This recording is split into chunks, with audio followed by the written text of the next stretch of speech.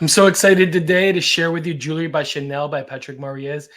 This is an incredible monograph that talks about the history of Chanel fine jewelry from its inception to the modern day. And it really starts out with this exhibit. In 1932, the London Diamond Corporation asked Chanel to create an exhibit, a collection of jewelry that was primarily using diamonds.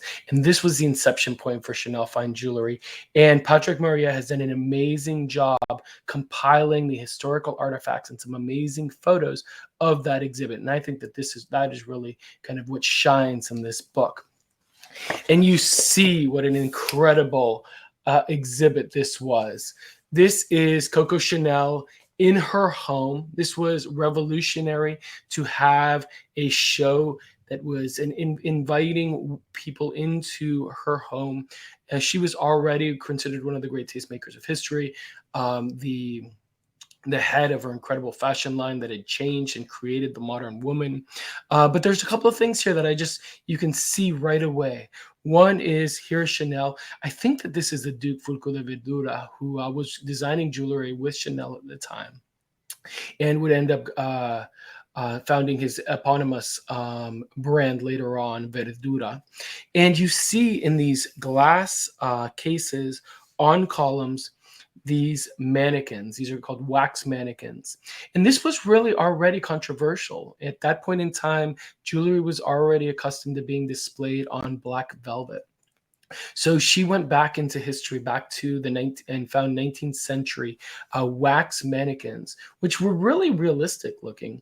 And she chose that as the perfect way to display it. And you see some of the amazing jewelry. Chanel was at the top of her game. London Diamond Corporation knew that. This was in her apartment in Faubourg Saint-Honoré in the former Hotel de Rouen-Montbazon. And I want to just jump into some of my favorite pieces from that collection because they're so extraordinary. At the time, it was a phenomenal publicity success. Artists of the day, Christian Berard, did a sketch commemorating the event. Here you see the wax mannequin again and the stylist Chanel. It appeared in many publications. You see here Le Bijou Chanel. This was in L'Officiel in December 1932. And here is one of the stars of the show. I love this piece. It is her comet necklace. She went back to kind of fundamental patterns in design, this star, feather. And that was really because she also came back to the source for diamonds. So Chanel was famous for costume jewelry that she'd been doing for more than a decade at that point. And costume jewelry and the accessories of costume jewelry were purchasable by the woman themselves, but they were also the perfect accessory for the little black dresses and the canvas style attire that Chanel was promoting for the modern woman. Accessories were really what gave it life. In this book, Patrick Mauriés also includes a manifesto. So this was such a big deal for Chanel that she created a manifesto about the collection. And in that manifesto, she says, I chose the diamond because its density represents the greatest value for the smallest size. And I use my penchant for all that shines to try and reconcile elegance and fashion in a set of jewelry.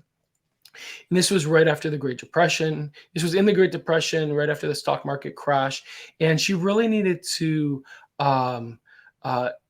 give reasons for this diamond jewelry. And this diamond jewelry, one of the reasons why it's so important that we have this historical record is because even though it was sponsored by the London Diamond Corporation, this collection actually never made it to England.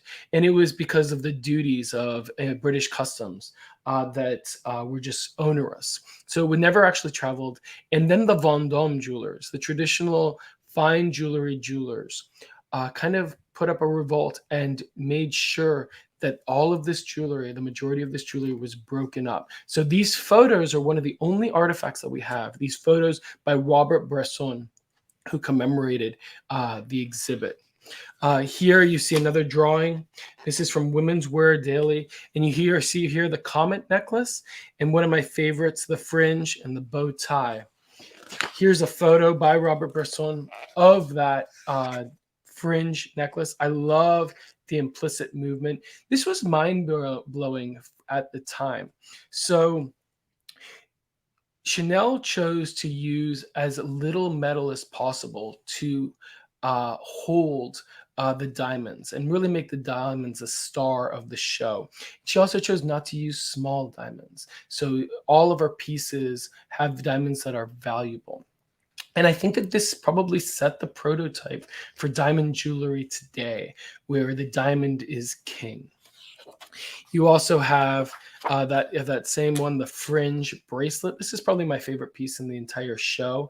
I just love the idea of how these little fringes hang and the implied movement and maybe dancing that a woman would feel inspired to do while wearing this.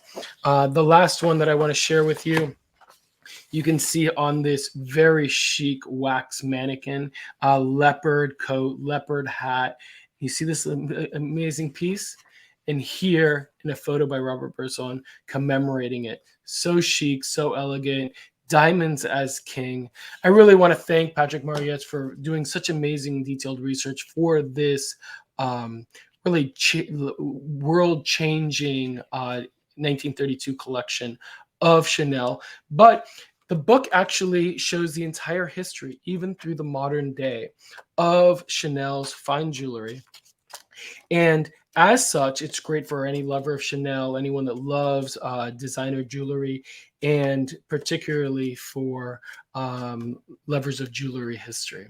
My name is Sergio Andres with Elegance Found. Thank you, and I hope you have a wonderful day.